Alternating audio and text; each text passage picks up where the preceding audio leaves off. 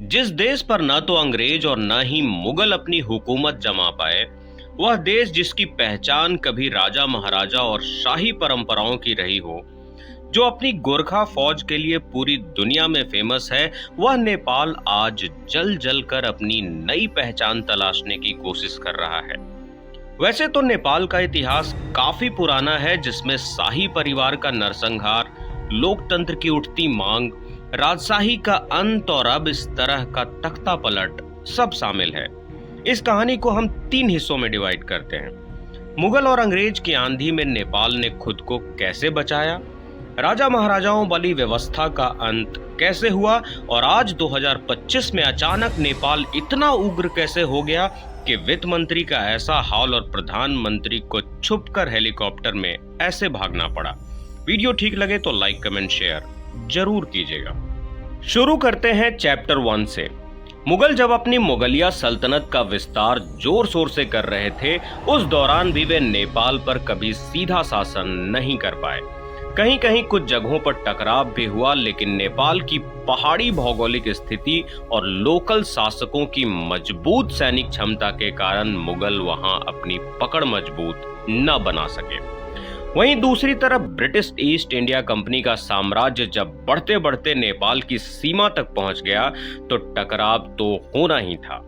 युद्ध के बाद ब्रिटिश और नेपाल में एक एग्रीमेंट हुआ, जिसके तहत नेपाल को अपनी बड़ी जमीन का टुकड़ा अंग्रेजों को देना पड़ा। बावजूद इसके नेपाल कभी ब्रिटिश कब्जे में नहीं आया।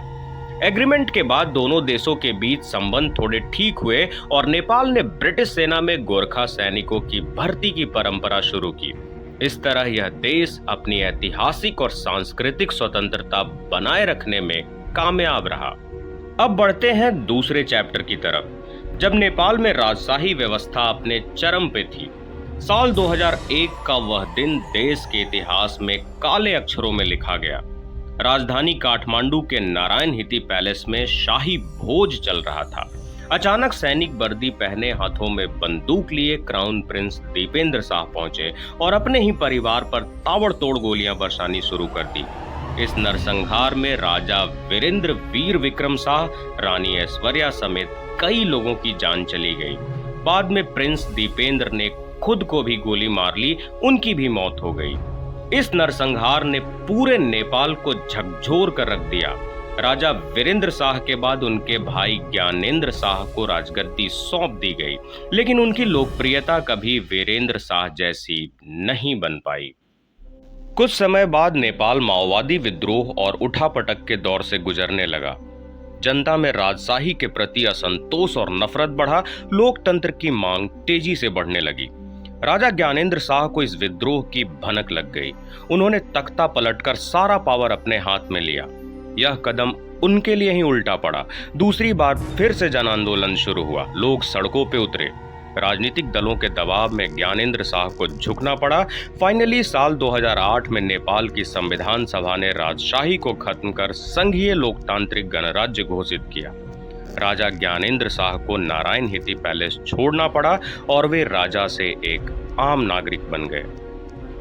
अब तीसरा और आखिरी चैप्टर।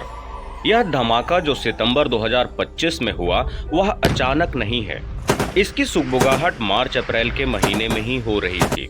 नेता खुलेआम करप्शन पे करप्शन करते जा रहे थे और यह अलग अलग मीडिया प्लेटफॉर्म के जरिए लोगों तक पहुंच भी रहा था। सबसे बड़ी बात थी कि नेताओं को जनता के सुनने ना सुनने से कोई खास फर्क पड़ भी नहीं रहा था। वहीं दूसरी तरफ जनता में बेरोजगारी और गरीबी तेजी से पैर पसारती जा रही थी। कोई सही व्यवस्था और जिम्मेदारी न दिख पाने के कारण लोगों में निराशा और घुटन बढ़ने लगा। जब यूथ काठमांडू की सड़कों पर विरोध करने आए, तो सख्ती से उनका मुंह बंद कर दिया गया। परेशान लोगों को जब कोई और रास्ता न सूझने लगा, तो सोशल मीडिया पर ही सरकार के खिलाफ आवाज उठने लगी। प्रधानमंत्री केपी ओली शर्मा की सरकार ने अनेक नियम कानून बताते हुए, या साफ कहिए तो तानाशाही का रवैया अपनाते हुए सोशल मीडिया प्लेटफॉर्म को ही बंद कर दिया। यूथ में जो गुस्से का गुब्बार पनप रहा था, उसे फटना ही था, और फटा भी ऐसा कि तख्त और ताज सब पलट गया। अपनी राय कमेंट बॉक्स में जरूर लिखिएगा। Thank you for watching. Visit again.